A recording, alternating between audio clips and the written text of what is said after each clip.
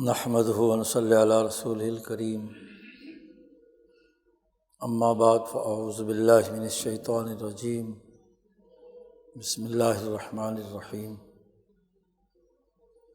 قال اللہ تبارک و تعالی: ان فی خلق السماوات والارض واختلاف اللیل والنہار لآیات لأولی الالباب الذین یذکرون اللہ قیاما وقعودا وعلی جنوبہم ویتفکرون فی خلق السماوات والارض ربنا ما خلقت ھذا باطلا سبحانک فقنا عذاب النار۔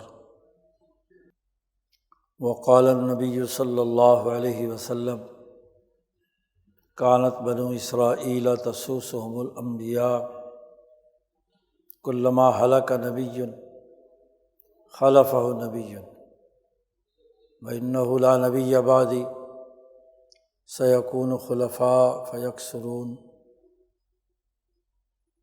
وقال النبی صلی اللہ علیہ وسلم: لا تزال طائفة من امتی قائمین علی الحق لا یضرهم من خالفهم۔ صدق اللہ مولانا العظیم وصدق رسولہ النبی الکریم۔ معزز دوستو، دین اسلام کی تعلیمات وہ ہیں جو انسانیت کے لیے علمی اور عملی طور پر ایسا ایک مکمل نظام فکر و عمل واضح کرتی ہیں کہ جس کی اساس پر انسان اس دنیا میں اور آخرت کی زندگی میں تمام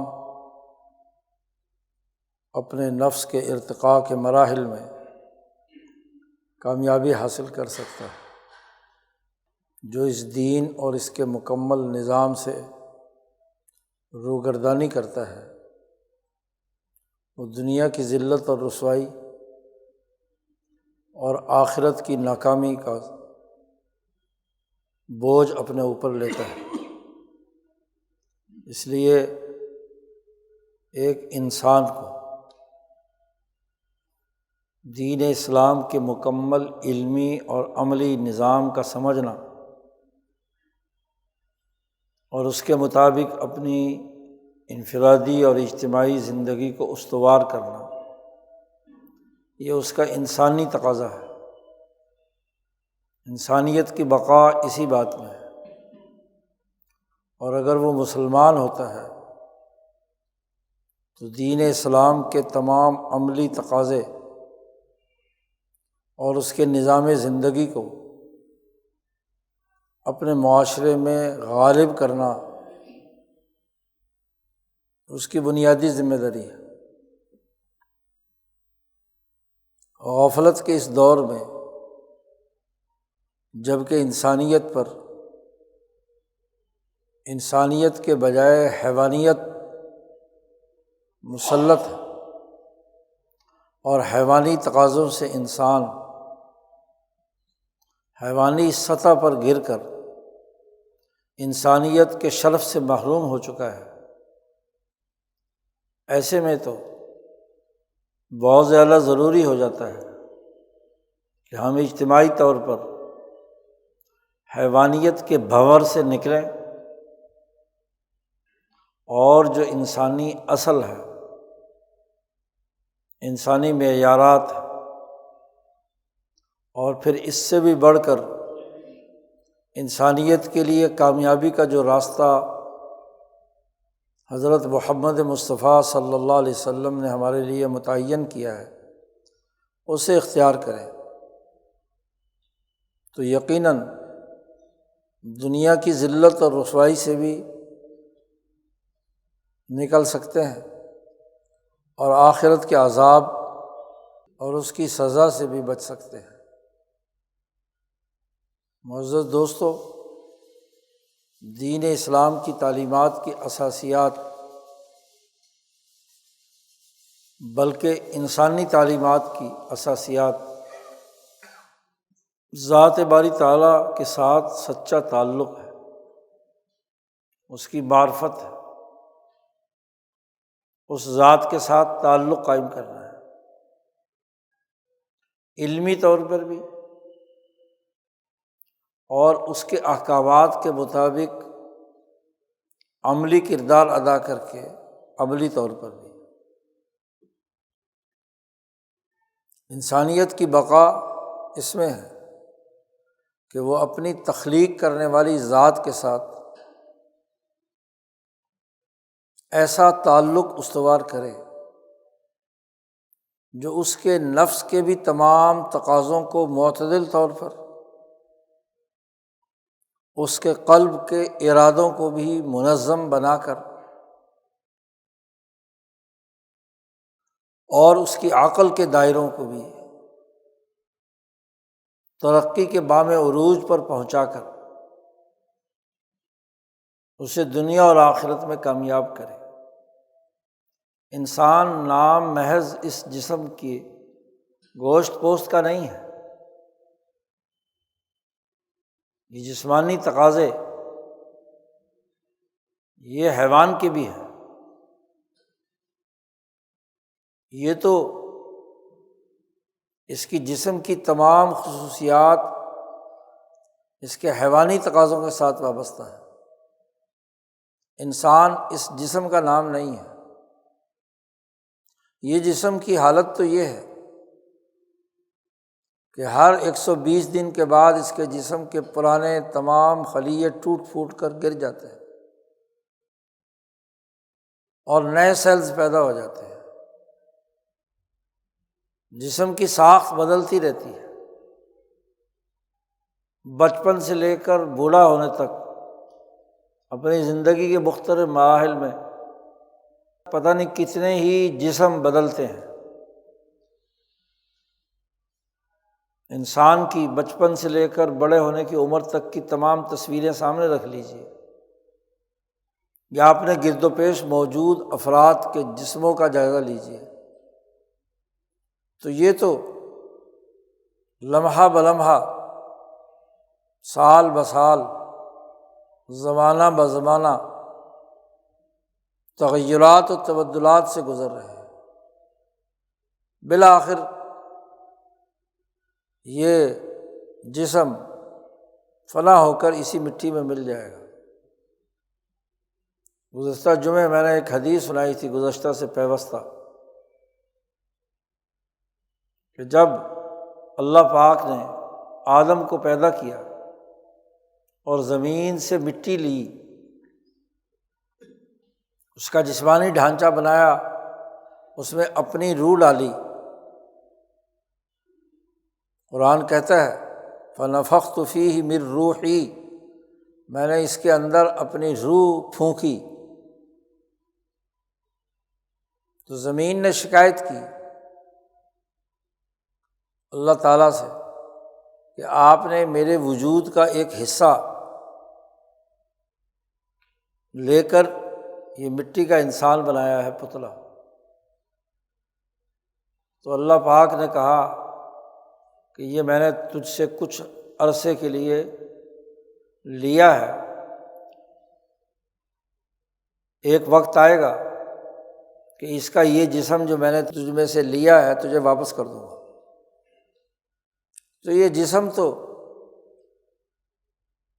بننے سے لے کر موت تک کہ اس پورے دائرے کے اندر اس کا یہ جسم دوبارہ اس مٹی میں ملتا رہتا ہے، بلکہ سال بسال ملتا رہتا ہے، ہر 120 دن کے بعد بدلتا رہتا ہے۔ جسم سے سیلز جھڑتے رہتے ہیں، نئے سیلز بنتے رہتے ہیں۔ جتنا کچھ مٹی سے لیا اتنا ہی مٹی کو واپس دے دیا۔ تو جسم کا نام انسان نہیں ہے، یہ جسم تو حیوان کا بھی ہے، درخت کا بھی ہے، معدنیات کا بھی ہے، نباتات کا بھی ہے، عناصر کا بھی ہے۔ جسم کا نام انسان نہیں ہے، اور نہ ہی جسم کی ضرورتیں اور اس کے تقاضے بنیادی حیثیت رکھتے ہیں۔ وہ تو مٹی کی بنی ہوئی تمام چیزیں جو کچھ وہ کھاتا ہے، اناج کھاتا ہے، سبزیاں کھاتا ہے، گوشت کھاتا ہے وغیرہ وغیرہ، جو زمین سے اگی ہیں، جتنا کھاتا ہے اتنا نکال دیتا ہے فضلات کی شکل میں، بلکہ زمین کی ان چیزوں کو بگاڑ کر نکالتا ہے، استعمال کرتا ہے۔ تو وہ انسان نہیں ہے۔ انسان کے اندر جو اللہ نے روح پھونکی ہے وہ اصل ہے، اس کا نام انسان ہے، وہ نفس ہے، وہ روح ہے، انسان اسے کہتے ہیں۔ اسی کو اللہ میاں نے سب سے پہلے روح کو پیدا کیا ہے، پھر وہ مختلف مراحل سے گزرتی اس جسمانی عنصری ڈھانچے کے اندر ماں کے پیٹ میں آ جاتی ہے، اور وہی ارتقاء کر کے موت تک اس دنیا میں رہتی ہے اور یہاں اعمال کرتی ہے۔ تقاضے روح کے ہیں، اور روح کے یہ تقاضے بنیادی طور پر تمام عقلاء، فلاسفہ، تمام انبیاء، تمام اولیاء کے ہاں بنیادی جو تقاضے ہر انسان کے اندر پائے جاتے ہیں وہ تین ہیں۔ اس کا وہ نفس جو اس مٹی کے اجزاء کھا کر ہضم کر کے کنورٹ کرتا ہے ہمارے اندر توانائی کی صورت میں، جو غذا ہم کھاتے ہیں وہ ہضم کرتا ہے، اور جہاں جہاں جس چیز کی ضرورت ہے، ہڈیوں کی، گوشت پوست کی، جلد کی، آنکھوں کی توانائی کی، دل و دماغ کی انرجی کی، ساری وہ پوری کرتا ہے۔ نفس انسانی ضروریات جو جسم کو لاحق ہیں، بھوک، پیاس وغیرہ وغیرہ، اس کا مطالبہ کرتا ہے، مطلوبات اس کے سامنے آتے ہیں، اور پھر انہیں وہ ضرورت کے مطابق استعمال کر کے اپنی طلب پوری کر لیتا ہے۔ بھوک کی طلب ہے وہ پوری ہو جاتی ہے، پیاس کی طلب ہے وہ پوری ہو جاتی ہے، اور جن چیزوں کی خواہشات اور حقیقی مطالبات ہیں وہ پورے ہو جاتے ہیں۔ لیکن یہی نفس ضرورت سے زیادہ کی حرص میں مبتلا ہو جائے، اور یہی نفس بیمار پڑ جائے، بھوک لگی ہوئی ہو اور وہ بتا نہ سکے کہ بھوک لگ رہی ہے، تو بیمار ہے نا، مریض ہے۔ پیاس کی ضرورت ہے، پانی کی جسم میں کمی ہے، اور وہ نفس بتا نہیں رہا کہ ابھی پانی پینا چاہیے، اب نارمل آدمی ہے، پانی کی کمی کے نتیجے میں جو اس کو جسم میں خرابی پیدا ہوگی، گردے بیکار ہوں گے، باقی امراض پیدا ہوں گے، تو یہ نفس کی خرابی ہے۔ اس طرف چلا جائے یا اس طرف چلا جائے۔ اسی طریقے سے انسان کا جو قلب ہے وہ ارادوں کا مرکز ہے، فیصلہ کرتا ہے، ارادے صحیح، حقیقی اور معروضی نقطۂ نظر سے اختیار کیے ہیں، صحیح اور درست ہے، تو قلب کی حالت صحیح ہے، اور اگر ایسا نہیں ہے تو قلب بیمار ہے، مریض ہے، بزدل ہے، ارادے مفقود ہے، کوئی جوش اور جذبہ نہیں، کوئی ہمت استوار نہیں، قلب مریض ہے، یا ارادے کرتا ہے ایسے غلط کاموں کے جو اس کے جسم کے لیے بھی اور اس کی روح کے لیے بھی خرابی کا باعث ہے۔ جنسی خواہشات کے یا کھانے پینے کے یا لذتوں کے حصول کے پیچھے اتنا پڑتا ہے کہ اس کے قلب کی جتنی ادراک کرنے والی قوتیں ہیں، فیصلہ کرنے والی قوتیں ہیں، وہ مغلوب ہو کر غلاف میں لپٹ جائیں، زنگ چڑھ جائے اس پر، یہ خرابی ہے قلب کی۔ اس قلب کا آزاد ہونا ضروری ہے، کیونکہ ارادوں کا مرکز ہے، ارادہ غلط ہو گیا تو تمام جسم کا سسٹم خراب ہو جائے گا۔ تو عزم و ہمت اور جرأت، درست فیصلہ سازی، یہ قلب کا کردار ہے۔ عقل تیسری روح کی اہم ترین جو خصوصیت ہے وہ عقل کا استعمال، گرد و پیش کے حقائق پر غور و فکر کر کے صحیح تجزیہ کرنا، انالیسز کرنا، یہ عقل کا کام ہے۔ عقل اگر درست تجزیہ کرتی ہے، صحیح رائے دیتی ہے، قلب کو صحیح مشورہ دیتی ہے، مکر و فریب اور جھوٹ اور پروپیگنڈے سے متاثر نہیں ہوتی، تو عقل درست ہے۔ اور اگر عقل کے اندر خرابی پیدا ہو گئی، وہ حیوانی جبلی تقاضوں کی اسیر ہو گئی، اسی دائرے میں گھوم رہی ہے تجزیہ کرتے وقت، تو تجزیہ بھی غلط ہو۔ تو انسان کے جو بنیادی روح کے 3 مراکز ہیں، نفس، قلب اور عقل، ان تینوں مراکز کے بھی 2 دائرے ہیں، ایک نفس حیوانی، قلب حیوانی، اور عقل حیوانی۔ وہ گرد و پیش کی تمام حیوانی تقاضے سے چیزوں کا ادراک کرتی ہے، رائے قائم کرتی ہے۔ قلب ارادے باندھتا ہے حیوانی تقاضوں سے، انسانی بنیادوں پر نہیں،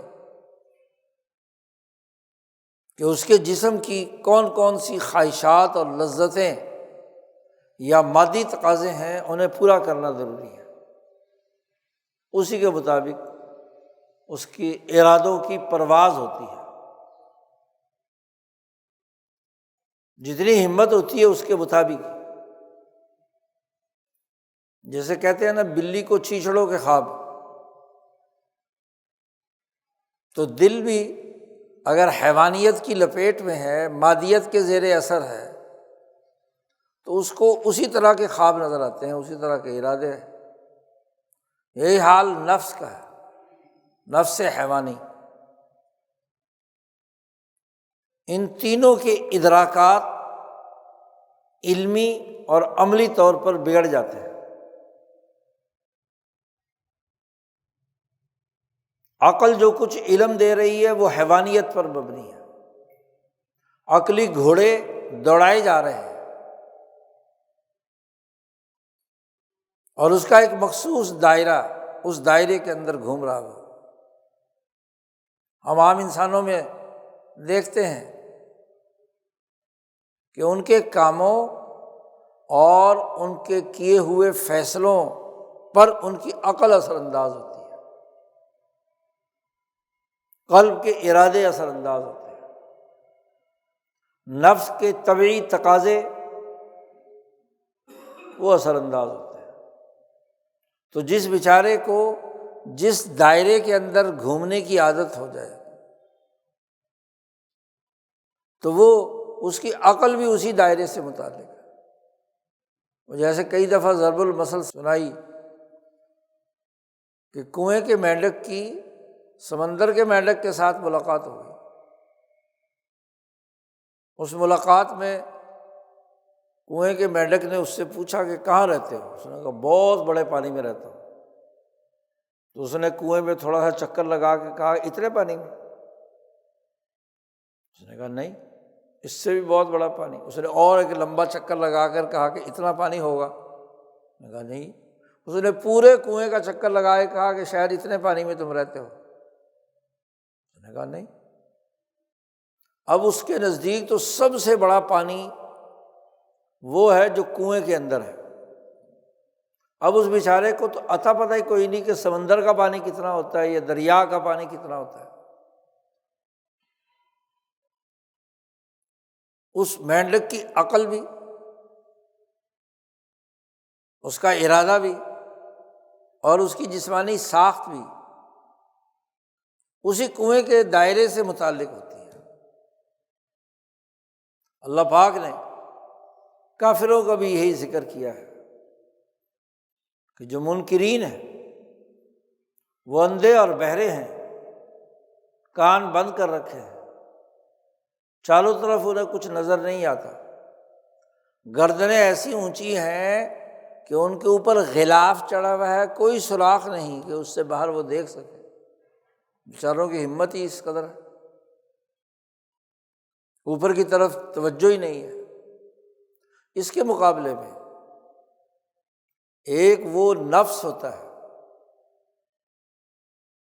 جو روح ملکوتی کے ساتھ تعلق کے نتیجے میں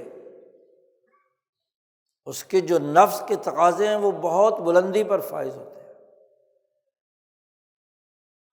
اس کا قلب کے عزائم بہت اونچے ہوتے ہیں، اس کا عقل کا دائرہ وہ بڑا اونچے درجے کا ہوتا ہے، اس کا تجزیہ، اس کی تحلیل، یہ اس انسان کے لیے اعلیٰ ترین درجے پر ہوتے ہیں۔ عقل، انہیں کو عقل مند کہا جاتا ہے، عقلاء کہا جاتا ہے، جو عقل کا صحیح استعمال کرتے ہیں۔ یہ بنیادی فرق سمجھ لینے کے بعد کہ ایک طرف روح کی اعلیٰ قسم عقل، قلب اور نفس کی صورت میں ظہور پذیر ہوتی ہے، اور ایک طرف حیوانیت پر مبنی نفس، قلب اور عقل وجود میں آتا ہے اور اس کے مطابق اپنا کردار ادا کرتا ہے۔ اس کے چاروں طرف ایک غلاف چڑھا ہوا ہوتا ہے، خواہشات کا، لذتوں کا، پست قسم کے ارادوں کا، عقلی افلاس کا۔ وہ عقل کے پیچھے لٹ لیے پھرتا ہے، پھر بھی سمجھ نہیں آتی بات۔ اب دیکھنا یہ ہے کہ انسان کی فطرت یہ ہے، تمام علوم اور تمام اعمال جس کا انسان ادراک کرتا ہے، سب سے اعلیٰ ترین قسم علم کے حصول کی وہ وجدان ہے۔ وجدان کئی دفعہ اس پر گفتگو ہوئی کہ انسان کے حواس خمسہ ظاہرہ ہوں یا باطنہ، وہ جب گرد و پیش کی چیزوں کا ادراک کرتے ہیں، آنکھیں دیکھتی ہیں، ہاتھ چھوتا ہے، کان سنتے ہیں، ناک سونگھتا ہے، زبان چکھتی ہے، 5 ہی ہیں نا، یہ سینسز ہیں جس سے وہ گرد و پیش کی چیزوں کو دیکھ کر معلومات حاصل کرتا ہے کہ یہ چیز کیا ہے، اس کی حقیقت کیا ہے۔ اب نظر جہاں تک جائے گی وہیں تک کا مشاہدہ کر سکتا ہے۔ دور دراز جو نظروں سے اوجھل یا بہت دور ہے ان کے بارے میں اندازہ تو لگا سکتا ہے، لیکن حقیقت کا ادراک نہیں کر پائے گا۔ چھو اسے سکتا ہے جو آپ کے قریب ہے، جسے آپ ٹچ کر سکتے ہیں، تبھی پتہ چلے گا۔ چیز کو جب تک زبان کے اوپر نہیں رکھیں گے تو آپ کو اس کے ذائقہ کا نہیں پتہ چلے گا۔ کسی بو کا ادراک تبھی ہوگا کہ وہ جو ناک کے ریڈیس کے دائرے میں آئے گی، کانوں میں آواز کا جو دائرہ ہے اس کے مطابق ہی کان سماعت کریں گے نا، دور دراز کی بات کیسے سماعت کریں گے؟ تو اپنے اپنے دائرے اور صلاحیت کے مطابق ادراکات ہوتے ہیں۔ پھر جو ادراکات دماغ میں جاتے ہیں تو دماغ جو اس پر ذہن دوڑاتا ہے، عقل دوڑتی ہے، اس کی کیلکولیشن کرتی ہے، جو کچھ حواس ظاہرہ سے آیا تجزیہ کرتی ہے، وہ وہمیات میں سے ہو یا تخیلات میں سے، پرانی دیکھی ہوئی چیز خزانے کے طور پر دماغ میں محفوظ ہو یا قریب زمانے کی چیز جس کا ادراک کر رہے ہیں۔ تو یہ ادراک کے دائرے ہیں۔ اب اگر کسی انسان کا نفس، قلب اور عقل حیوانی ہے یا صرف مادی دنیا کی وابستہ چیزوں کے ادراکات کے ساتھ وابستہ ہے، تو وہی چیز سوچے گا، وہی سمجھے گا، وہی اپنے خیال کے مطابق رائے قائم کرے گا۔ لیکن اگر اس کی تینوں چیزوں کا وجدان، عقل کا بھی ایک وجدان ہے، قلب کا بھی ایک وجدان ہے۔ اب تو سائنسدان کہتے ہیں قلب کے اندر اتنے دماغ کے اعتبار سے ہی جیسے اعصابی نظام دماغ کا ہے، اس سے زیادہ نیورونز جو ہے وہ دل کے اندر موجود ہے، تو وہ بھی سوچتا ہے، سنتا ہے، ادراک کرتا ہے۔ نبی اکرم صلی اللہ علیہ وسلم نے تو بہت پہلے بیان کر دیا، بلکہ قرآن نے بیان کر دیا کہ ان کے دل ہیں جو سمجھتے نہیں، دلوں کے بارے میں کہا کہ وہ سمجھتے نہیں جی، کان ہیں سنتے نہیں، حالانکہ ظاہری کانوں سے تو وہ سن رہے ہیں جی، آنکھیں ہیں دیکھتے نہیں، وَلَهُمْ أَعْيُنٌ لَا يُبْصِرُونَ بِهَا، آنکھیں ہیں دیکھتے نہیں۔ تو قلب کے وجدان، عقل کے وجدان اور نفس کے وجدان سے ہی علم حاصل ہوتا ہے۔ جتنے بھی علوم انسان نے اپنی وجدانیات سے معلوم کیے ہیں اور پھر انہیں کتابوں میں قلم بند کیا ہے، اور پھر اس کے اوپر سارے بحث مباحث ہیں۔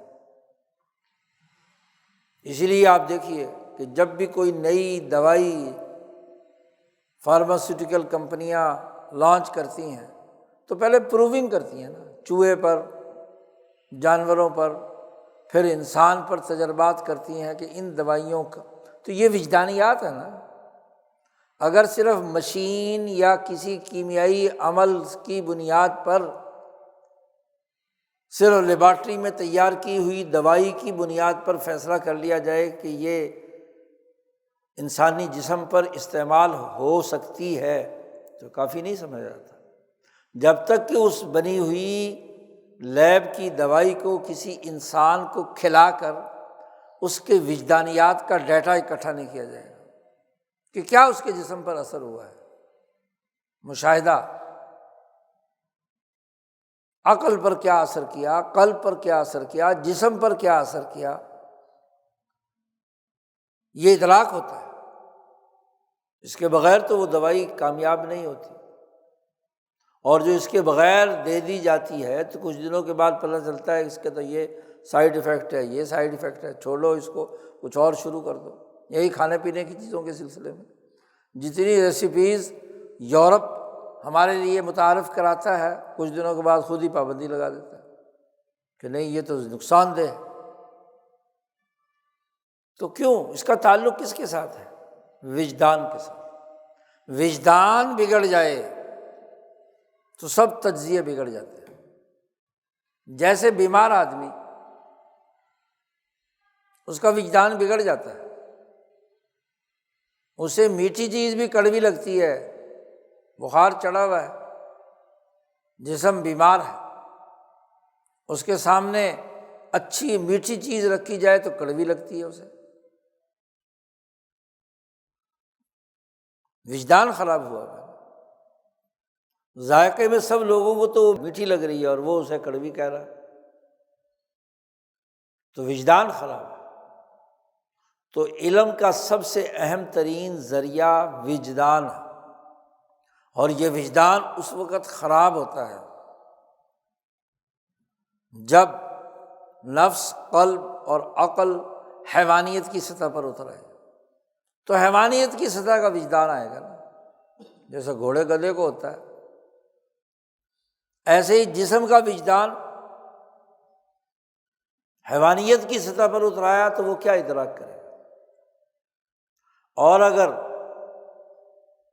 عقل حیوانی کے بجائے عقل انسانی فطری طور پر موجود ہو تو اس کے ادراکات، اس کے جو سینسز ہیں زیادہ طاقتور ہوتے ہیں، دور تک دیکھنے کی اہلیت اور صلاحیت رکھتے ہیں۔ وہ ظاہری چیزوں میں، مادی چیزوں میں، حیوانی چیزوں میں الجھ کر نہیں رہے، اس کے قلب کے ارادے جب صحیح وجدان کے ساتھ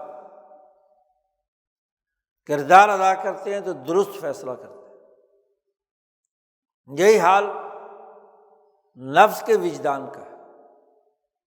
کھانے پینے پہننے میں جو توازن ہے، اس کے جسم کی ضرورت کے مطابق غذا لینا، پانی وانی کی انٹیک، ہاں جی، اس کے لیے کردار ادا کرنا، یہ توازن کے ساتھ۔ اور جو نفس حیوانی بن جاتا ہے، موشن لگے ہوئے ہوں، پیٹ خراب ہو، تب بھی روٹیاں 4 کھائے جا رہا ہے، پانی پہ پانی پیے جا رہا ہے، تو حیوانیت ہے۔ وہ کوئی اونٹ ہے، گھوڑا ہے، گدھا ہے، یہ کام تو اونٹ، گھوڑا، گدھا بھی نہیں کرتا، وہ بھی ضرورت کے مطابق لیتا ہے کیونکہ مزاج بگڑ گیا اس کا۔ تو ادراکات کے اپنے اپنے دائرے ہیں۔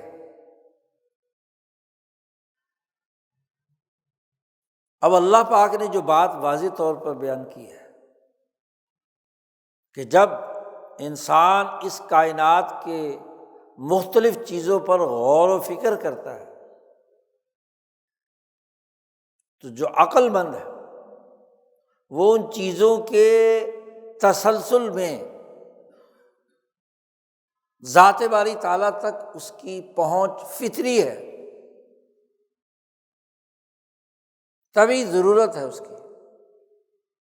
اس کے فطری وجدان، عقلی ادراک، قلبی ارادے کا بنیادی تقاضا ہے کہ وہ ذات باری تعالیٰ کے ساتھ اپنا تعلق قائم کرے۔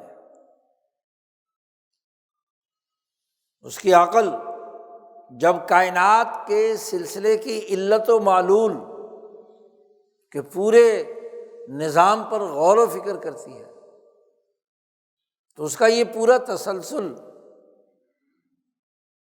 اسے اس بات کی حقیقت اس کے سامنے آشکارا کرتا ہے، اس کی عقل کے سامنے، اس کے وجدانی قلب کے سامنے، اس کے نفس پر اس کے اثرات مرتب ہوتے ہیں کہ اس کائنات کا ایک خالق، ایک مالک، ایک رب الارباب ہے جو پالتا ہے، ضروریات کو پورا کرتا ہے۔ ان فی خلق السماوات والارض، آسمان کی جس طرح کی ساخت ہے، زمین، اس کے جو انعامات، اس کی تخلیق، اس کی ربوبیت، اس کی انسانیت کے لیے افادیت، نہ صرف آسمان و زمین کی تخلیق بلکہ لیل و نہار کی گردش، دن اور رات کا تغیر و تبدل، رات اور دن کا آنا جانا، زمان و مکان کی نوعیت، اس میں بڑی نشانیاں ہیں۔ قرآن کہتا ہے لآیات لأولی الالباب، ان لوگوں کے لیے جو عقل مند ہیں، جن کے دماغ میں لب مغز کو کہتے ہیں، جن کی عقلی ادراک کا دائرہ بڑا وسیع ہے، ان کے لیے بڑی نشانیاں ہیں کہ وہ اس کا تحلیل و تجزیہ کر کے جس مقام تک پہنچتے ہیں، ان کے عقلی سینسز بہت تیز ہوتے ہیں۔ عقل مند ہونا شرط ہے، یہ عقل حیوانی نہیں، عقل وجدانی، عقل روحانی، عقل انسانی، اس کے لیے نشانی ہے کہ وہ ان تمام کا تجزیہ کر کے ذات باری تعالیٰ تک پہنچتا ہے۔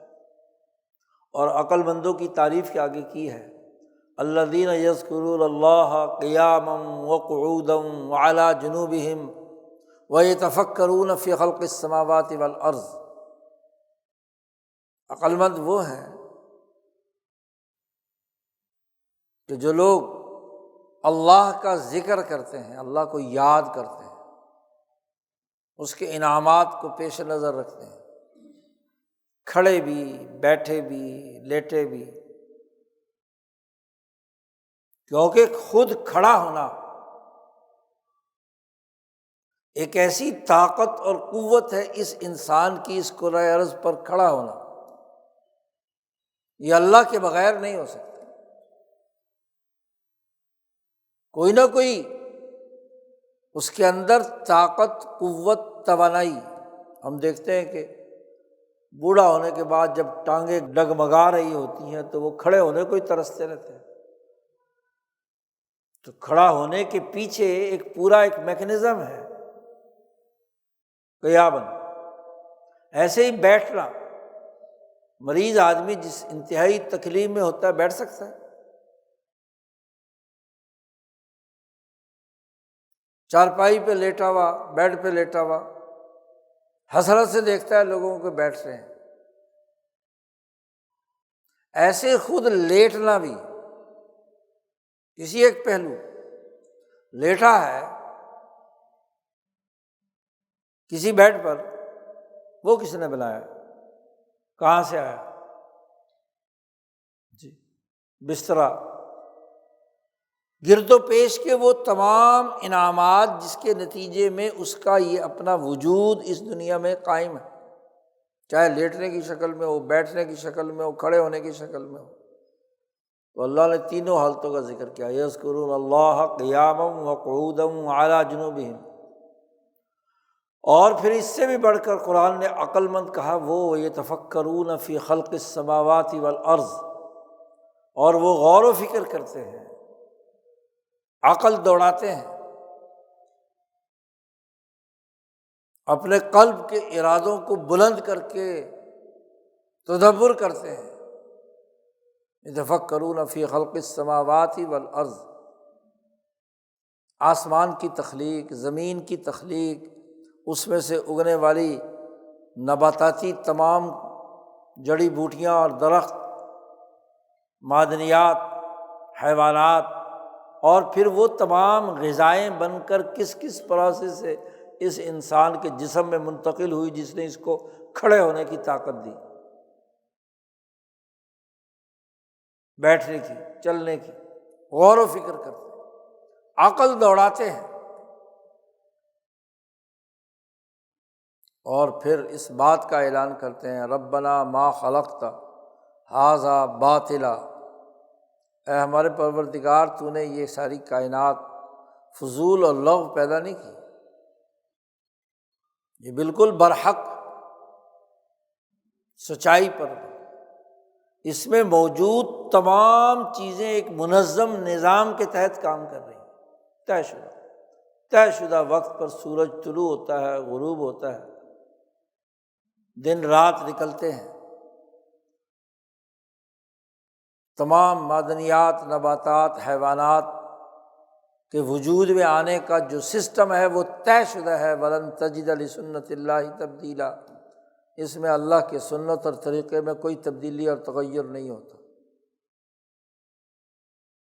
تو عقل غور و فکر کرتی ہے، تدبر کرتی ہے اور صحیح نتائج تک پہنچ جاتی ہے۔ یہ عقل وہ عقل ہے جو انسان کو سیدھا راستہ دکھاتی ہے، لیکن اسی عقل پر اگر غلاف چڑھ جائے، وجدان خراب ہو جائے، سینسز بگڑ جائیں، تو پھر کبھی ادھر کبھی ادھر کبھی ادھر چھلانگیں لگاتی ہے۔ اس عقل کی بنیاد پر ذات باری تعالیٰ کی اس معرفت اور ادراک پر انبیاء علیہم السلام اپنے اپنے دور کے اندر عملی نظام بناتے ہیں،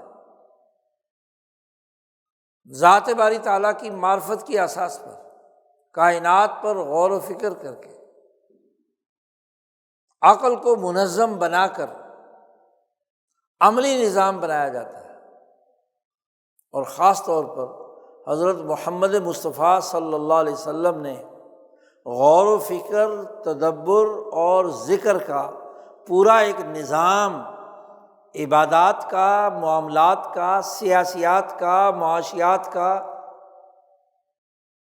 مکمل نظام وضع کر کے 10 سال مدینہ منورہ کی ریاست کے قیام، مکہ مکرمہ میں جماعت اور تنظیم کے قیام سے لے کر 23 سالہ دور نبوت میں ایک مکمل عملی نظام۔ ذکر کسے کرنا ہے، اس کا طریقہ کار کیا ہے، کھڑے ہو کر کیسے ذکر کریں گے؟ تو نماز میں جو قیام ہے جی، بیٹھ کر کیا ذکر کریں گے، رکوع میں کیا ذکر کریں گے، اور اگر معذوری میں لیٹنا پڑے تو لیٹنے میں کیا ذکر کریں گے۔ ذکر کا پورا سسٹم، غور و فکر اور تدبر کا ایک پورا نظام،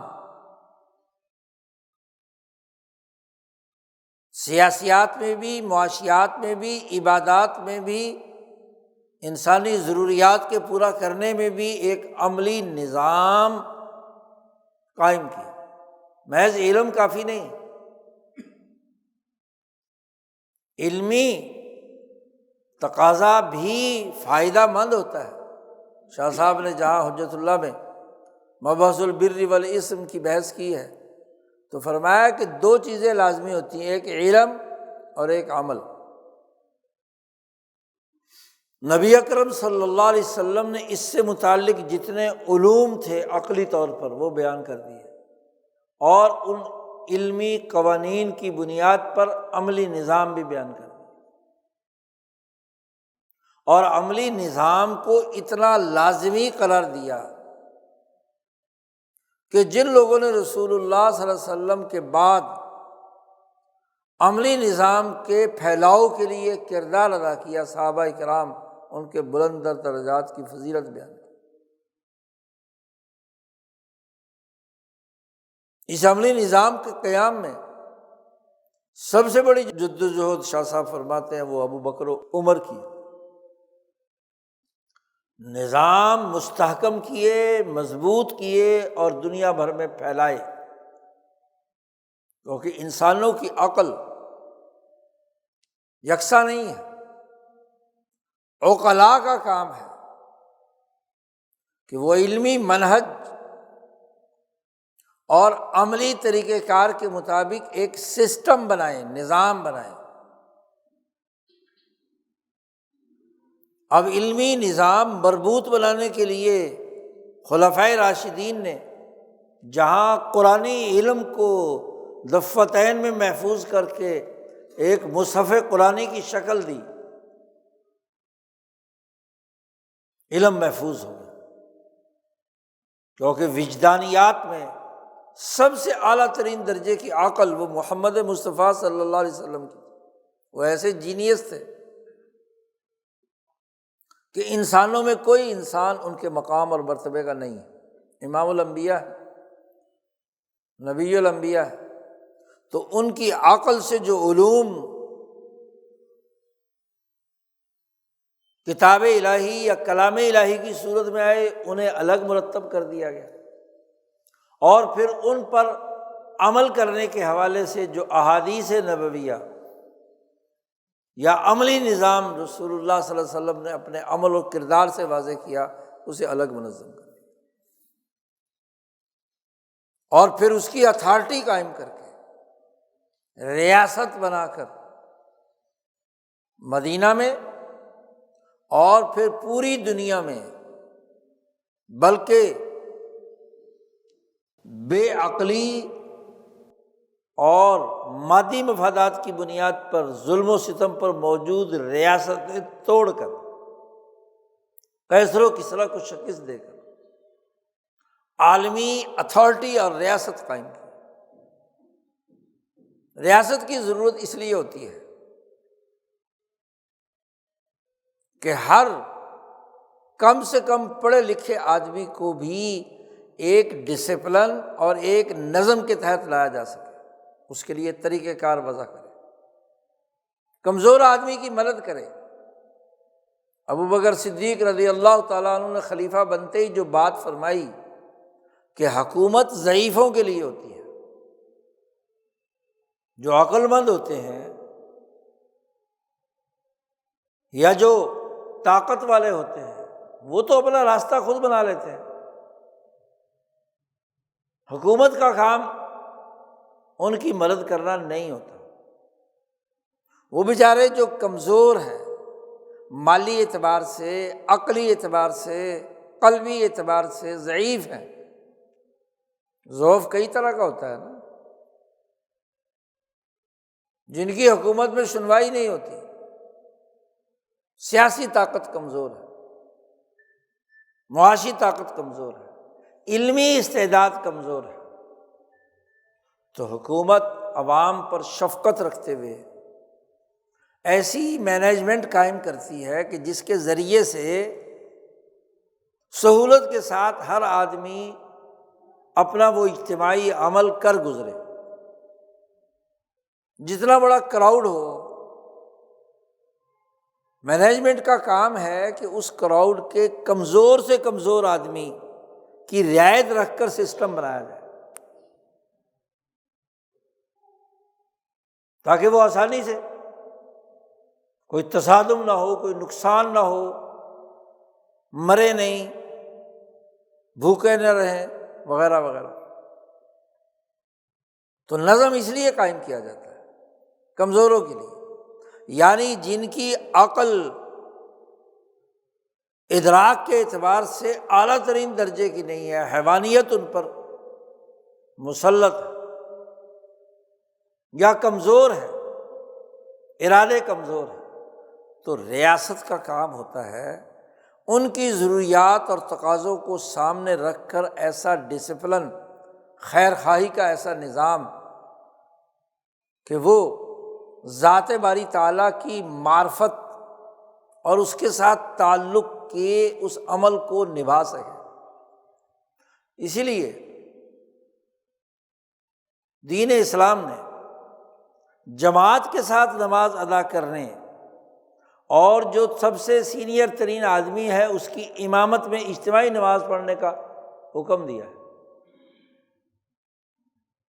ہو سکتا ہے کہ کوئی آدمی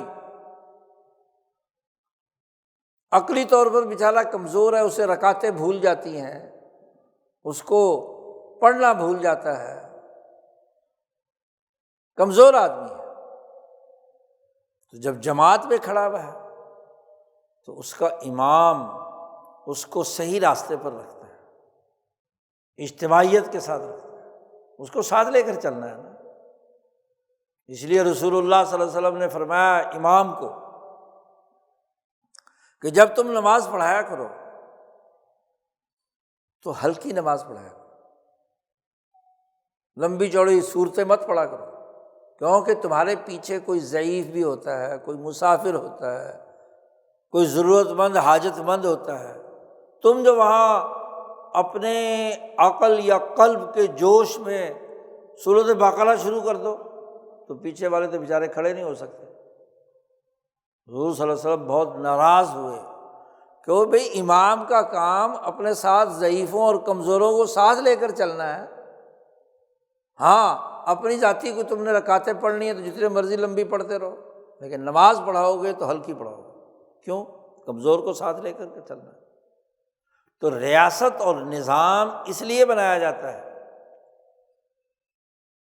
کہ جو کمزور عقل بھی، جن کے ادراک میں کمی ہے یا جو حیوانی تقاضوں سے مغلوب ہو جاتے ہیں، ان کو بھی ساتھ لے کر چلیں۔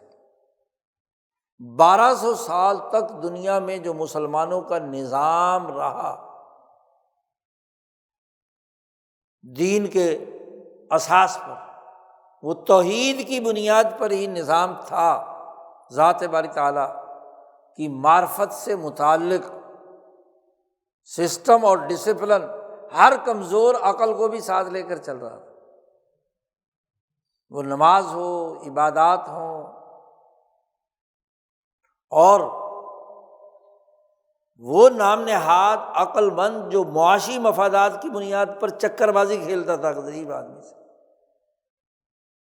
کمزور آدمی کا مالی استحصال کرتا ہے یا ذہنی استحصال کرتا یا علمی استحصال کرتا، خرابی پیدا کر رہا تھا، اس کا علاج معالجہ بھی ریاست کرتی تھی۔ عمر فاروق رضی اللہ تعالیٰ عنہ کے زمانے میں ایسی حیوانی عقل کی بنیاد پر سوالات اٹھانے والا ایک آدمی کا پتہ چلا تو عمر فاروق نے کہا اس کو ذرا بلاؤ۔ وہ ایسے شکوک و شبہات دماغ میں، اب نارمل جب آدمی ہو جاتا ہے نا تو وہ اس طرح کی باتیں کر رہا تھا۔ حضرت عمر رضی اللہ تعالیٰ نے پوچھا کہ تو فلاں آدمی ہے؟ اس نے کہا کہ ہاں۔ کیا تیرے سوالات ہیں؟ سوالات بھی تو نے کیے ہیں؟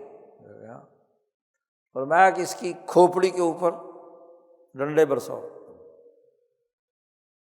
جی، ڈنڈے برسانے کے بعد کہنے لگا اب میرے دماغ میں جو چیزیں آتی ہیں وہ نکل گئی، دماغ ٹھیک ہو گیا، ڈسپلن میں آ گیا۔ جی، شکوک و شبہات جو ذات باری تعالیٰ کے بارے میں، دین کے بارے میں، قرآن کی آیات کے بارے میں ادھر ادھر کے جعلی گھوڑے دوڑا رہا تھا حیوانی، تو اس کا علاج کیا ہے؟ پھر یہی نہیں، پورا قرآن حکیم جو اس دور کے نام نہاد عقل مند جو حیوانیت کی متاثرین تھے، ان کے جو شکوک و شبہات تھے، قرآن حکیم نے ان سے مخاصمہ کیا۔ 5 علوم جو قرآن پاک میں شاہ صاحب بیان کرتے ہیں کہ ہیں، ان میں سے ایک علم المخاصمہ ہے کہ جو عقلی شبہ پیدا ہو رہا ہے اس عقلی شبے کو پورا نقل کیا قرآن نے۔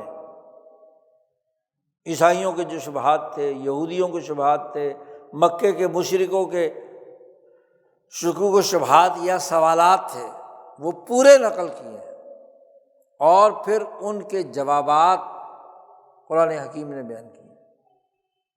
تو یہ علم المخاصمہ عقلی سوالات کے جوابات ہی تھے، لیکن کون سی عقل؟ وہ جو حیوانیت کی بنیاد پر لذتوں اور خواہشات کے پیچھے ہے۔ اب ابو جہل اور اس سے متعلقہ تمام مشرکوں کے سوالات کا منبع ان کی وہ سرمایہ پرستی اور لوٹ کھسوٹ تھی جو وہ مذہب کو اپنے ذاتی اور گروہی مقاصد کے لیے استعمال میں لا رہے ہیں۔ اللہ کے نام پر تو وہ کھا پی نہیں سکتے تھے، اللہ کے نام پر جو بیت اللہ وجود میں آیا ہے تو وہاں 360 بت رکھ کر نظر و نیاز وصول کر کے کھا سکتے تھے۔ تو بتوں کی حمایت کے لیے انہوں نے جو شکوک و شبہات ظاہر کیے، یا بلکہ یہ کہا عقلی دلیل دی کہ ہم ان بتوں کی اس لیے پوجا کرتے ہیں، یہ آمریت کے نظام میں گویا کہ اللہ تعالیٰ کے ایسے برگزیدہ بندے ہیں کہ یہ اللہ کے سامنے ہماری سفارش کریں گے تو ہم کامیاب ہوں۔ دنیا کے آمرانہ نظاموں کی طرح اس نے اللہ کی بھی شہنشاہیت کو کیا ہے آمرانہ تصور کر لیا کہ لات، منات، عزا، یہ بت جتنے بھی ہیں یہ سب کے سب اللہ تبارک و تعالیٰ تک پہنچنے کا ذریعہ ہے۔ اب ان کے نام پر جو کچھ وہ کھاتے پیتے تھے تو مالی مفاد تھا نا، نظر و نیاز چڑھتے تھے، اس سے وہ مفادات اٹھاتے تھے۔ تو یہ ان کا کیا ہے، طریقہ واردات رہا۔ تو مفادات ہمیشہ معاشی ہوتے ہیں اور سیاسی ہوتے ہیں۔ سوالات عقلی پیدا کر کے گمراہی پیدا کی جاتی ہے، ان کے پیچھے اصل مقصد مفادات کا ہوتا ہے۔ تو قرآن نے ان تمام سوالات کے عقلی ہی جوابات دیے۔ یہ علم المقاسمہ ہے۔ 1200 سال تک دین اسلام نے جو نظام قائم رکھا دنیا بھر میں، تو علمی اور عقلی دونوں دائروں میں انسانیت کی رہنمائی کا مکمل طریقہ کار وضع کر دیا۔ علمی سوالات کے جوابات بھی دیے علماء اور خلفاء اور فقہاء اور محدثین نے، اور جو عملی تقاضے تھے جہاں اس کی ضرورت پیش آئی اسے بھی کیا ہے، اختیار کیا۔ ٹھیک ہے، ناقص عقل کے لوگوں نے بہت فرقے بنائے، گروہ بنائے، لیکن سسٹم ان کی سوچ کے مطابق نہیں بنا، مکمل گرفت سسٹم کی تھی، نظام کی۔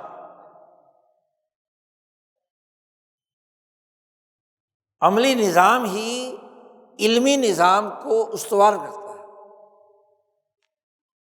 عملی نظام نہ ہو، اتھارٹی موجود نہ ہو تو علم بکھر جاتا ہے، وہ اپنا کردار ادا نہیں کرتا۔ اب سوچنے اور غور و فکر کرنے کی بات یہ ہے کہ جب سے مسلمانوں کا سسٹم ختم ہوا، حیوانیت کے اعلی کار،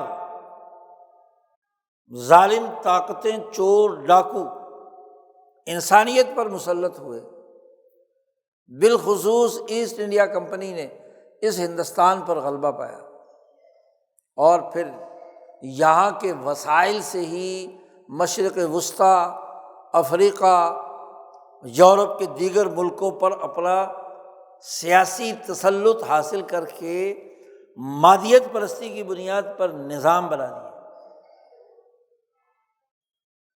اور مسلمان معاشروں نے شکست خوردگی کے ساتھ پیچھے پیچھے ہٹنا شروع کیا، سیاسی طاقت ختم ہو گئی۔ اور جب کسی سوسائٹی کی سیاسی طاقت اور اس کا عملی نظام ختم ہو جاتا ہے تو اس کے علمی نظام کو توڑنے کا حربہ، اس میں شکوک و شبہات، مادیت پرستی اس کے اندر پیدا کر دی جاتی ہے۔ یورپ میں تو جعلی مذہب، پاپائیت، اس نے مذہب کا انکار کر کے تشکیک اور الحاد کے راستے اختیار کیے، اور مسلمان ملکوں کے سیاسی طاقت کے ختم ہونے کے نتیجے میں یہاں علمی شکوک و شبہات کو باقاعدہ ایک منظم تحریک کے ذریعے سے پیدا کیا گیا۔ خاص طور پر 1857 کے بعد مسلمانوں کا نظام ختم ہوتا ہے اور برٹش شہنشاہیت کی سفاکیت اس بر صغیر کو اپنی لپیٹ میں لے لیتی ہے، تو سیاسی غلبے کے بعد علمی نظام کو ختم کرنے کے لیے پورا ایڑی چوٹی کا زور لگایا گیا، اور وہ تجربہ دہرانے کی کوشش کی گئی جو اسپین میں فرانسیسی شہنشاہیت نے پیدا کرنے کی کوشش کی اور کامیاب ہے۔ وہ اسپین جس میں 800 سال تک دین اسلام کا نظام قائم رہا، اور جب ختم ہوا، غرناطہ کا حکمران شاہ عبداللہ شکست کھا گیا،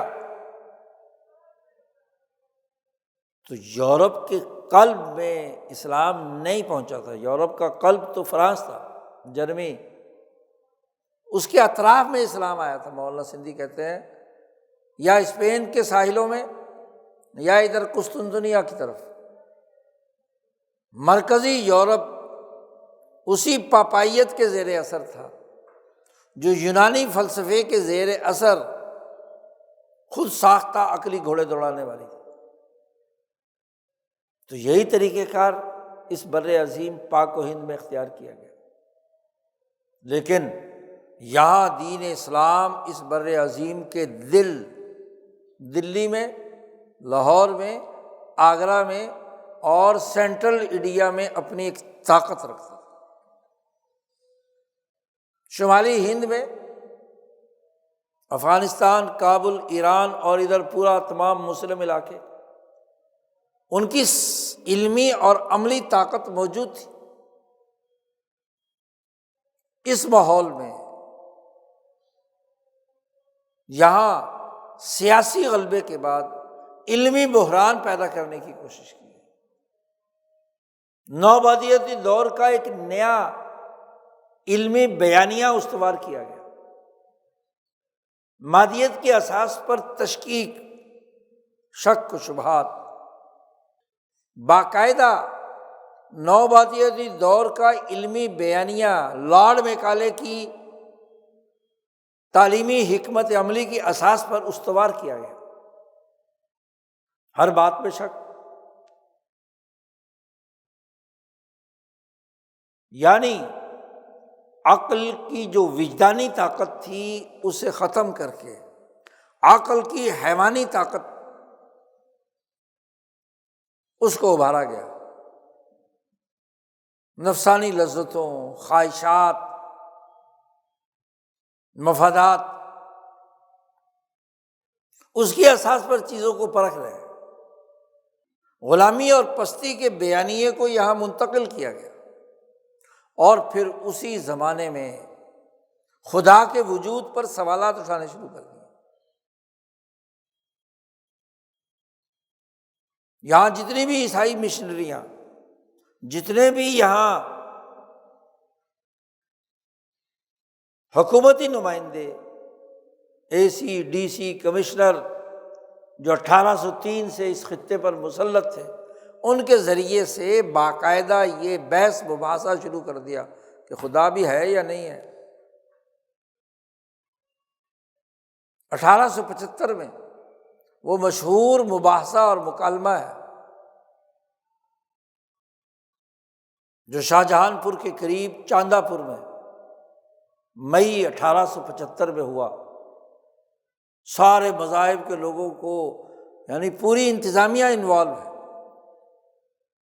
ہندو، عیسائی، مسلمان، سارے مذہبوں کو لا کر مذہب کی نفی اور اس کی توہین کی اساس پر یہ مباحثہ 3 دن تک جاری رہتا ہے۔ عقلی گھوڑے دوڑائے جا رہے ہیں، جھوٹی سچے دعوے کیے جا رہے ہیں، پست باتیں کی جا رہی ہیں، کمزور لوگ کمزور گفتگو کر رہے ہیں۔ تو اس مباحثے میں علمی بنیادوں پر اور عقلی بنیادوں پر جس نے اس دور کے علمی تقاضوں کو سمجھ کر درست خطوط پر گفتگو کی ہے، صرف انہی کی عقل کے تناظر میں اللہ کے وجود کو ثابت کیا۔ دین اسلام کے بارے میں جو 7-8 بنیادی سوالات تھے اسے واضح کیا، وہ حجت الاسلام مولانا محمد قاسم نانوتوی ہیں۔ پچھلے کئی خطبوں میں نے ذکر کیا کہ 1857 سے 1947 تک کا جو دورانیہ ہے، اس میں جس انسان کی حکمت عملی، جس کی اجتماعیت نے نتیجہ پیدا کیا، وہ مولانا محمد قاسم نانوتوی ہیں۔ حکمت قاسمی دارالعلوم دیوبند 1866 میں بنتا ہے،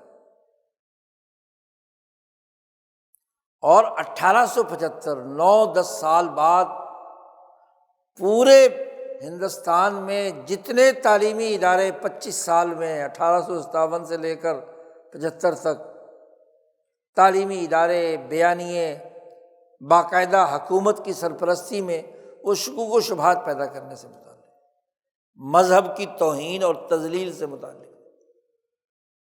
بنیادی علمی بیانیے نوآبادیاتی دور کے تقاضوں کے مطابق، اور پھر الجھا دیا گیا مذہبی ان مناظروں کے ذریعے سے لوٹ کھسوٹ اپنی جاری رہی۔ ہندوستان کی دولت لٹ لٹ کر جا رہی ہے یورپ، اور یہاں مذہبی بحثوں میں، علمی بحثوں میں الجھا دیا، علمی سوالات، عقلی سوالات اٹھانے شروع کر دیے۔ اب ایسے دور میں دو طرح کی ضرورت ہوتی ہے۔ حکومت تو ختم ہو چکی ہے، ایک تو یہ کہ جو علمی بیانیہ غلط مقدمات کی بنیاد پر پیش کیا جائے اس کے تار و پود بکھیرے جائیں، علمی طور پر، عقلی طور پر واضح کیا جائے کہ تمہاری سوچ میں، غور و فکر میں جس فلسفہ یونان کو تم مانتے ہو، علت و معلول کے جس سلسلے کی بنیاد پر تم گفتگو کر رہے ہو، اس کا یہ مقدمہ انتہائی کمزور ہے، یہ باطل ہے۔ جب یہ باطل ہے تمہارا بیانیہ کی عمارت ہی ختم ہوگی۔ ہمیشہ لاجک اور منطق میں دو مقدمے ایک نتیجے کی طرف لے جاتے ہیں، صغریٰ اور کبریٰ، دونوں اگر حقیقت پر مبنی ہوں تو نتیجہ درست آتا ہے، اور دونوں میں سے ایک بھی غلط ہو تو نتیجہ غلط آئے، جسے مخاصمہ یا مباحثہ یا مکالمہ یا مناظرہ کہتے ہیں۔ اس کا دائرہ اسی حوالے سے ہوتا ہے کہ آپ عقلی اور منطقی طور پر ایک مقدمہ توڑ دیں، بس مخالف نے جو دعویٰ کیا ہے اس کے دعوے کا ایک مقدمہ تار و پود بکھیر دیں۔ جب وہ مقدمہ ٹوٹ گیا نتیجہ ختم۔ لاجک اسی کو کہیں گے، منطق یہی ہے۔ تو جس منطق اور لاجک کو تم ارسطو کے زمانے سے مانتے چلے آ رہے ہو، اسی تناظر میں تمہارے جو مقدمات ہیں وہ اگر غلط ثابت ہوتے ہیں تو نتیجہ بھی غلط ہے۔ یہ بنیادی حقیقت، یہ علمی بیانیہ جو یہاں مسلط کیا گیا، اس کا عقلی حوالے سے جو توڑ پیش کیا وہ مولانا محمد قاسم نانوتوی نے، حجت الاسلام اسی لیے انہیں کہا جاتا ہے۔ تمام عبادات، تمام معاملات، ہر حوالے سے 7-8 کتابیں ہیں حضرت نانوتوی کی، جو تقاریر کے ذریعے سے، تحریر کے ذریعے سے درست اسلوب پر مقدمات متعین کر کے دین اسلام کا جو علمی نظام ہے اس کو دو ٹوک طور پر نہ صرف خود بلکہ اپنے تربیت یافتہ شاگرد مولانا فخر الحسن، مولانا محمود حسن، شیخ الہند، پوری ایک ٹیم علماء کی تیار کر دی جو دین اسلام کی حقانیت عقلی وجدان کی بنیاد پر، منطقی بنیادوں پر، قرآن، سنت، فقہ اور اس کا پورا عملی نظام سمجھنے سمجھانے کا علمی بیانیہ استوار کیا، اور اس نے نوآبادیاتی دور کے غلط بیانیے کی دھجیاں اڑا دی۔ علم اگر یہاں محفوظ ہے اور ہندوستان اسپین بننے سے بچا ہے تو اس علمی بیانیے کی، اس کی بنیاد مناظرہ ہے، اور پھر یہ جتنے مباحثے اور مناظرے ہوئے یہ عدم تشدد کی بنیاد، عدم تشدد کی بنیاد۔ منشی پیارے لال نے اپنے تمام دلائل بیان کیے ہیں اور مولانا قاسم نانوتوی نے اس کے ہر دلیل کا جواب دیا۔ پادری نولس جو اس مناظرے میں شامل تھا اس نے تمام دلائل دیے ہیں، حضرت نے ایک ایک دلیل کو توڑا ہے مقدمات سے، اور جو تیسرے دن انہوں نے تقریر کر کے تمام بنیادی سوالات کے توڑ پیدا کیے اور عقلی بنیادوں پر کہیں حضرت نانوتوی نے تقریر کرتے ہوئے یہ نہیں کہا کہ یہ مسئلہ جو ثابت ہے دین کا، اس کے لیے فلانی آیت ہے یا فلانی حدیث میں یہ بات بیان ہے۔ وہ تو آیت کو مانتا ہی نہیں، وہ تو اس حدیث کو مانتا ہی نہیں۔ فقہ کا یہ قانون ہے، یہ نہیں تمہارے ہی اپنے عقلی اور منطقی تقاضوں کے مطابق جو علمی بیانیاں تم گھڑ رہے ہو، مذہبی ڈھانچہ،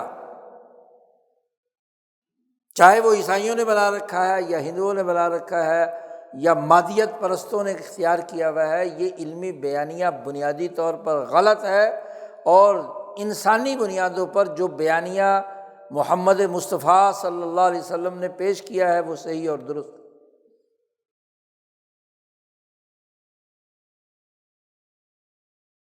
جب علمی طور پر یہ نوبادیاتی بیانیہ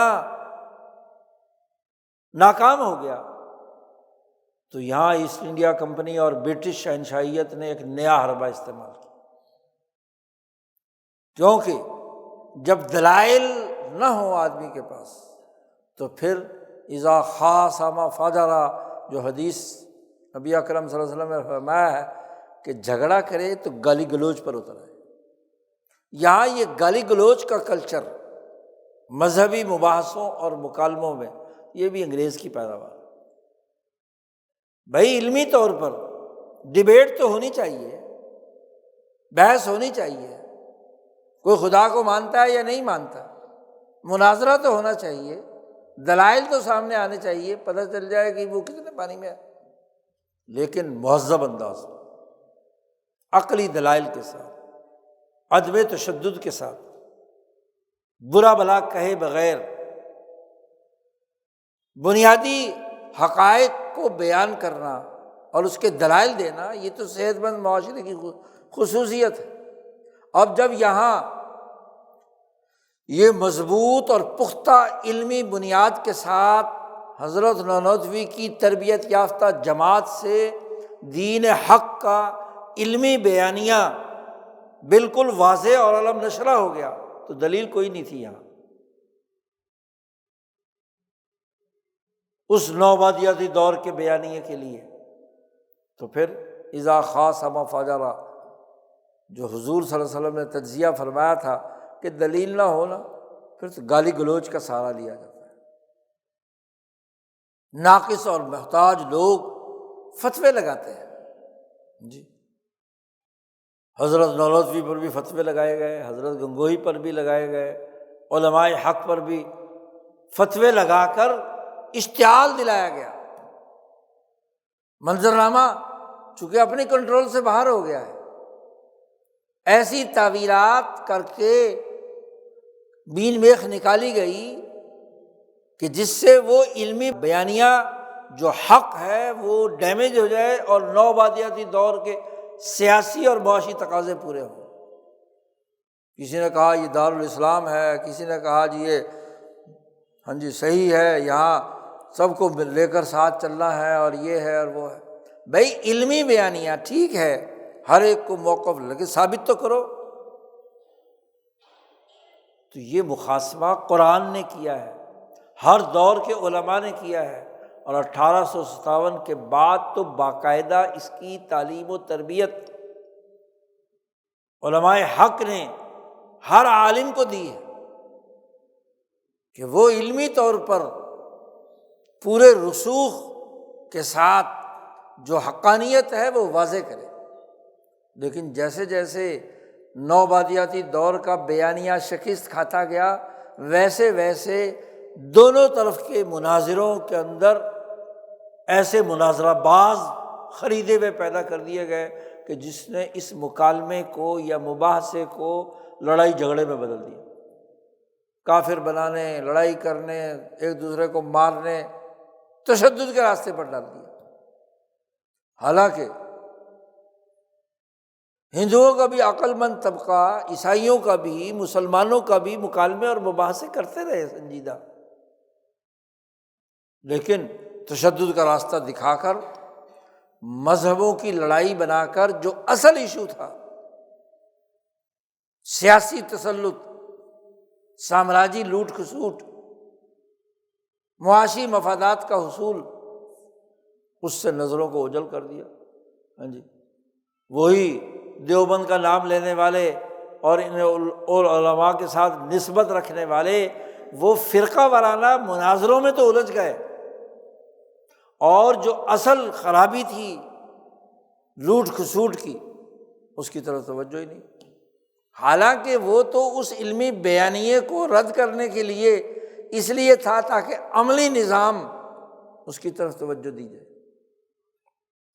علمی بیانیہ مضبوط ہوگا تو اس کے اساس پر عملی نظام کے مسائل سوچنے کی ضرورت پڑے گی کہ یہ اگر محمد مصطفیٰ صلی اللہ علیہ وسلم کا بیان کردہ دین یہ علمی طور پر اتھینٹک ہے تو اس کا سیاسی نظام کیوں نہیں، اس کا معاشی نظام کیوں نہیں، اس کا سماجی نظام کیوں نہیں؟ تو جو سسٹم سے متعلق امور تھے، جو اس جماعت نے 1857 کی جنگ آزادی سے لے کر شیخ الہند کی تحریک ریشم رومال اور تحریک خلافت اور اس کے بعد کی جو علماء کی جدوجہد اور کوشش برٹش سامراج کے مقابلے پر تھی، اس کو سبوتاج کر دیا ان مناظروں نے اور ان مذہبی مکالموں نے، کہ اس کو تشدد کے راستے پر ڈال کر اس علمی بیانیے کی حقانیت لازمی تقاضا پیدا کرتی تھی کہ سیاسی اور معاشی نظام بھی تو وجود میں لایا جائے، جیسا کہ خود رسول اللہ صلی اللہ علیہ وسلم نے علمی بیانیہ مکہ مکرمہ میں ثابت کر کے جماعت بنا لی، تو اس علمی بیانیے پر مدینہ میں جا کر ریاست بنائی، سیاست قائم کی، معاشی سسٹم بنائے۔ پھر خلفائے راشدین نے اس علمی بیانیے کی مضبوطی کے ساتھ ساتھ خلافت علی منہاج النبوہ کی اساس پر مکمل نظام بنایا، قومی ہی نہیں بلکہ بین الاقوامی۔ تو علمی بیانیہ تقاضا کرتا ہے عملی نظام کا۔ عملی نظام کے جو تقاضے تھے آزادی کے، حریت کے، سامراج کے خلاف جدوجہد کے، اس سے روکنے کے لیے مناظرہ بازی کو، اس علم بیانیہ کو بھی ڈیمیج کرنے اور اس عملی نظام کی جدوجہد کو بھی سبوتاج کرنے کا ذریعہ بنا لیا۔ اب لڑ رہے فرقے کے نام پر ہندو مسلم، ماشاءاللہ فرقہ پرست ہندو تنظیم وہ بنا لی گئی شوامی سردانند کے ذریعے سے، اور ادھر سے فرقہ پرست ماشاءاللہ مسلمانوں میں جماعتیں کھڑی کی گئی، یورپ کا مقابلہ کرنا، یورپ کا مقابلہ کرنا۔ کس بات میں مقابلہ کرنا جی؟ علمی بیانیے میں کر رہا ہے، اور وہ بھی خود ساختہ دلائل، وہ بھی ان کی پچ پر کھڑے ہو کر، ان کے پیسے لے کر اسلام اسلامی ٹچ کے ساتھ، بس علمی بحثوں میں، اور وہ علمی بحثیں بھی ناقص، کسی پختہ علم کی بنیاد پر نہیں۔ آپ اندازہ لگاؤ یہاں جو اسلام کا شور مچانے والی جماعتیں رہی ہیں اور ان کے جو لیڈران ہیں، ساری پوری کتابیں اٹھا کر دیکھ لو، کوئی ٹھوس بحث ہے عملی نظام سے متعلق؟ بلکہ الٹا انہوں نے یہ حرکت کی کہ جو رسول اللہ صلی اللہ علیہ وسلم کا ریاست مدینہ کا قائم کردہ نظام اور جو خلفائے راشدین کا 40 سالہ نظام تھا، اس کے بارے میں شک پیدا کر دیا۔ صحابہ کے بارے میں توہین آمیز باتیں ہیں جماعت اسلامی، لیکن کیا ہے؟ شک پیدا کر دیا کہ صحابہ ایسے تھے، ویسے تھے، یوں تھے، یہ امراض تھے ان میں۔ خلفائے راشدین کے بارے میں نشتر چلا کر تاریخ ادھیڑ دی، خلفائے بنو امیہ کے بارے میں زبان درازی، خلفائے بنو عباس، خلفائے بنو عثمان، بیانیہ اسلام کے نام پر، اور تاریخ ادھیڑ رہے ہیں خود مسلمانوں کو، یورپ کی حمایت، سامراج کی حمایت۔ یہ ایک نیا طریقہ ایجاد کیا گیا جی، کیونکہ وہ ٹھوس علمی بیانیہ جو دارالعلوم دیوبند نے قائم کیا تھا اور دلائل کے ساتھ ثابت کیا تھا، اس کو نقصان پہنچانے کے لیے۔ اس لیے مولانا سندھی فرماتے ہیں کہ یہ جو اسلام کے نام پر جماعتیں بنی، یہ سب شیخ الہند کے مشن کو ختم کرنے کے لیے تھی۔ شیخ الہند کے علمی بیانیے کو بھی اور ان کے عملی بیانیے کو بھی، عملی جد و جہد کو بھی سبوتاج کرنے کے لیے یہ سب کچھ ہوا۔ نام اسلام کا استعمال کیا، کام سامراج کی استعمال کیا۔ بھائی اللہ کے وجود کو ثابت کرنا ہے، رسول اللہ صلی اللہ علیہ وسلم کے وجود، آپ کے دین کو، کس لیے کہ اس کی اساس پر عملی نظام بھی تو بنے۔ نام اللہ کا لے لیا، نام رسول اللہ کا لے لیا، نام بظاہر صحابہ کا نام لے لیا، لیکن نظام یورپ کا چل رہا ہے، تو کیوں؟ جب ایک مسلمان نے کہا کہ ربنا ما خلقت ھذا باطلا سبحانک فقنا عذاب النار، تو اب اس کا عمل بھی تو ہونا چاہیے نا، سیاسیات میں، معاشیات میں، سماجیات میں، اجتماعیات میں۔ زبان سے وہ کہتا ہے اللہ ایک ہے، یہ تو یہودی بھی کہتے ہیں، یہ تو عیسائی بھی کہتے ہیں، یہ تو ہندو بھی کسی نہ کسی گاڈ کو مانتے ہیں، کوئی نہ کوئی ایشور ان کے ہاں بھی ہے، لیکن نظام نہیں ہے۔ ایشور نے جو نبی اکرم صلی اللہ علیہ وسلم پہلے کے لوگوں پر، ان پر جو کتابیں ویدیں نازل ہوئیں، جنتر منتر لکھے گئے، اس کی بنیاد پر نظام ہونا چاہیے تھا نا، وہ غائب۔ تو نظام نہ عیسائیت نے قائم کیا، مسخ کر کے مفادات کا اسیر بنا دیا عیسائیت کو، نہ یہودیت نے قائم کیا۔ اور اگر آج مسلمان بھی اللہ کو مانے، رسول کو مانے، دین کے نام کے لیے بڑی بڑی تقریریں کرے، لیکن عملی نظام مادیت کا، حیوانیت کا، انسان دشمنی کا قائم رکھے، تو اس سے کیا نتیجہ اخذ ہوگا؟ جی، وجود باری تعالیٰ کی ایسی بحثیں جس کا عملی نظام سے کوئی تعلق نہ ہو، اس پر غور و فکر کی ضرورت ہے۔ اور پھر پچھلے 100 سال سے تقریباً عالمی سامراج نے جب سے ایک عالمی استحصالی نظام 1945 میں اقوام متحدہ کی چھتری کے نیچے تہذیب، کلچر، سائنس، ٹیکنالوجی کے نام پر جو علمی بیانیے تشکیل دیے اور پوری دنیا کے 193 ملکوں کو 5 ویٹو پاور ملکوں نے اپنے تسلط میں لے لیا، تو اب اگلی بحث ہے، مباحثے کرو، مکالمے کرو، لیکن سیاسی، معاشی، سماجی، اجتماعی نظام پر آپ کو گفتگو کا حق نہیں ہے، اس پر مباحثہ نہیں ہوتا۔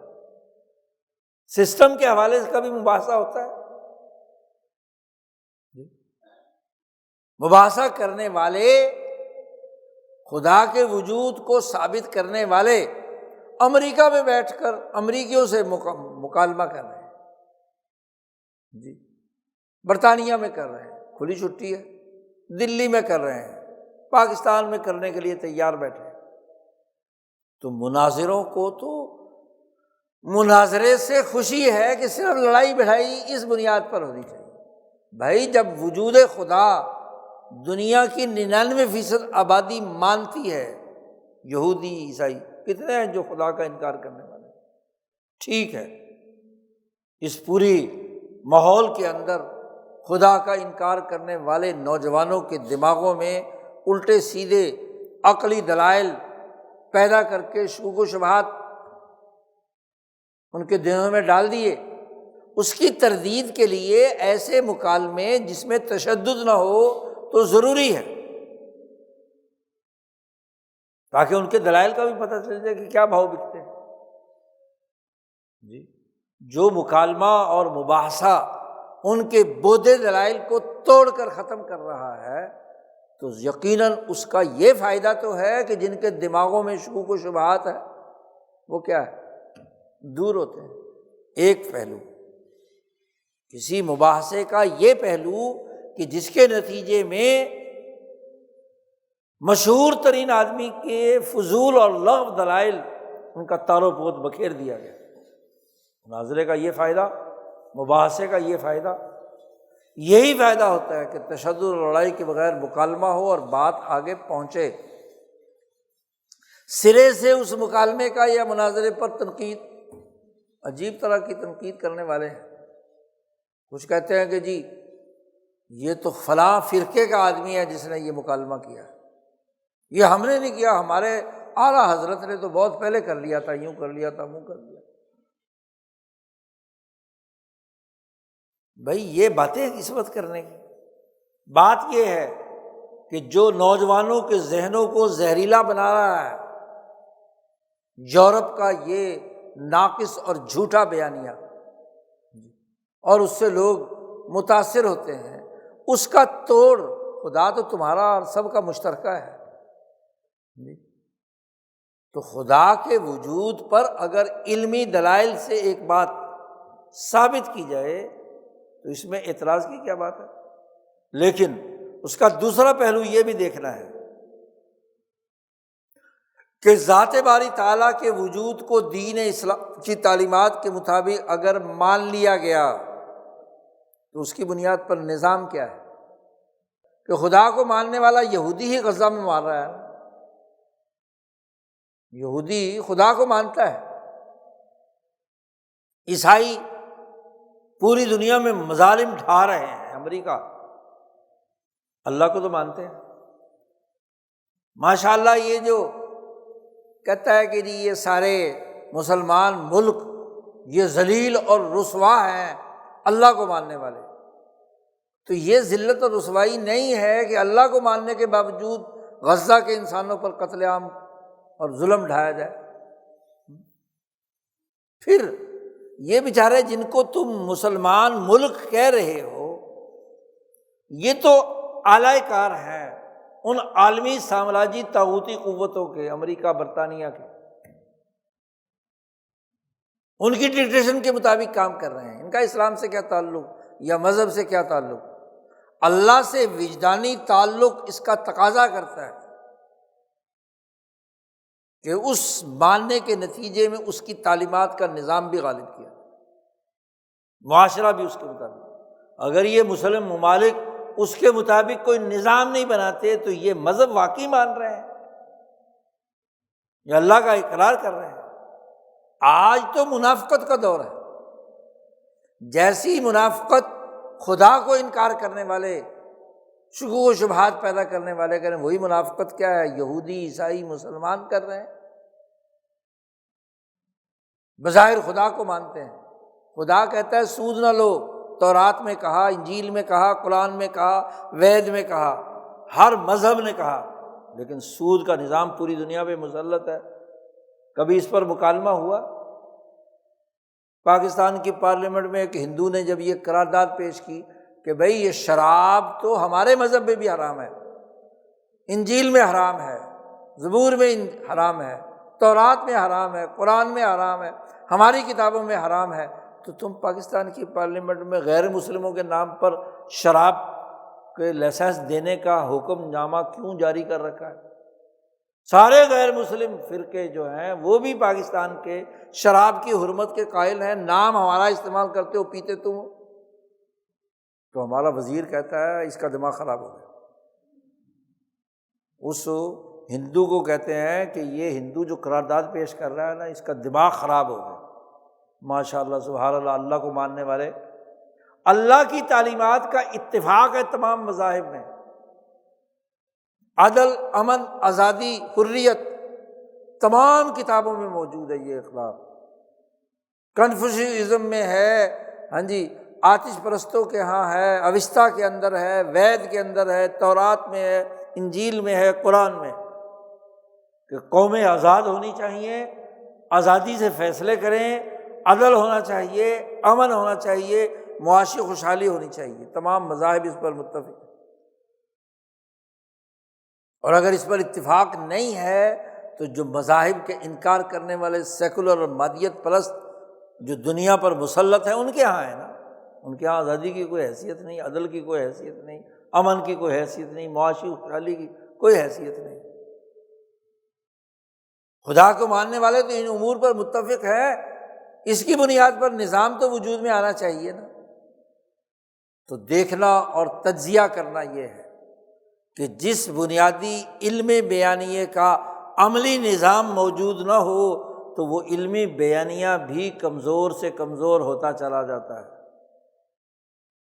اس کو ثبوت کے لیے محض مناظرے اور مباحثے اور مکالمے کافی نہیں ہوتے، اس کا عملی نظام قائم کرنے والے محققین، عقلاء، حکماء، علماء، سمجھدار، جرأت مند دلیر لوگوں کی ضرورت ہے۔